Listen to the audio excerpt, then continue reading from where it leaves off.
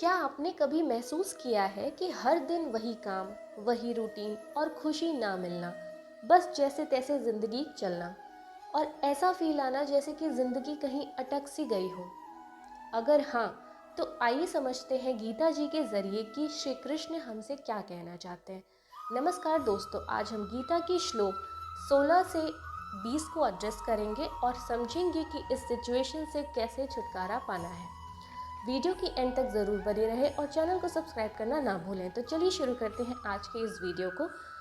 तो श्लोक नंबर 16 की बात करते हैं, जिसका टाइटल है द ब्रोकन साइकिल और चक्र। What does that mean? The shloka is mentioned on the screen and let's decode its meaning. इसका अर्थ है कि जीवन एक दिव्य चक्र है, karma cycle, nature cycle and yajna cycle. जो इस चक्र के अनुसार चलता है वो आगे बढ़ता है, जो नहीं चलता उसका जीवन भ्रम में फंसा रहता है। Let's understand this. For example, अगर तुम हर दिन सिर्फ अपने फ़ायदे के लिए काम कर रहे हो और उसे किसी सेवा या समर्पण से नहीं जोड़ पा रहे हो, तो यही वजह है कि तुम खुद को स्टक महसूस कर रहे हो। हमें मनुष्य जीवन मिला है किस लिए? खुद का पेट भरने या अपने फ़ायदे के लिए? जी नहीं। मनुष्य का परम कर्तव्य है दूसरे के प्रति समर्पण, दया भाव, सेवा भाव रखना, जिसमें आती है रियल सेटिस्फैक्शन। अगर आप सिर्फ अपना भरने के लिए सोचोगे तो डिज़ायर नेवर एंडिंग है, और करते हुए बढ़ती चली जाएगी और संतुष्टि कभी नहीं मिलेगी। वही दूसरे के प्रति सेवा का भाव रख के कर्तव्य करेंगे तो शायद ऐसा लॉस्ट फील ना हो और जीवन का आनंद ऑटोमेटिक मिलेगा। श्लोक number 17 to 18 which says Atma Santushti, the inner contentment. श्लोक is mentioned on the screen. Let's decode its meaning. इसका अर्थ है, जो इंसान अपने भीतर ही संतुष्ट है, जिसे अपने कर्म में ही आनंद मिलता है, उसे किसी वैलिडेशन की ज़रूरत नहीं होती।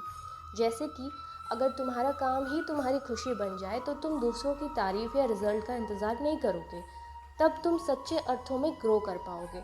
जब किसी काम में मन लगने लगे, आप उसमें 100% दोगे तो ऑटोमेटिक ग्रोथ मिलेगी और सेटिस्फैक्शन, हैप्पीनेस मिलेगी और लाइफ में स्टक फील जैसा नहीं लगेगा। इनफैक्ट लाइफ जीने का मन करेगा, because you will have the task which is motivating you to grow.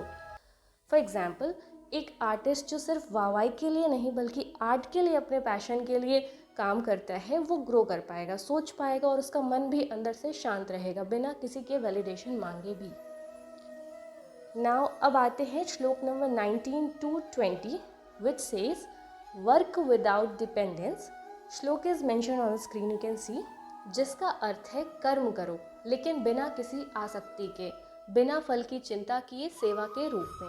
ये तो हमने बार बार कई बार सुना है, कर्म करो फल की चिंता मत करो। जब तुम काम को पूजा समझकर करोगे तब हर दिन तुम्हें नई ऊर्जा देगा, तुम्हारा रोज़ का काम ही ध्यान बन जाएगा।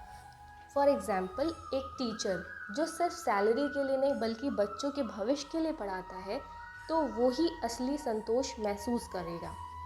निष्कर्ष, अगर तुम अपने आप को फंसा हुआ महसूस कर रहे हो तो शायद तुम्हारा कर्मा साइकिल से बाहर हो चुका है।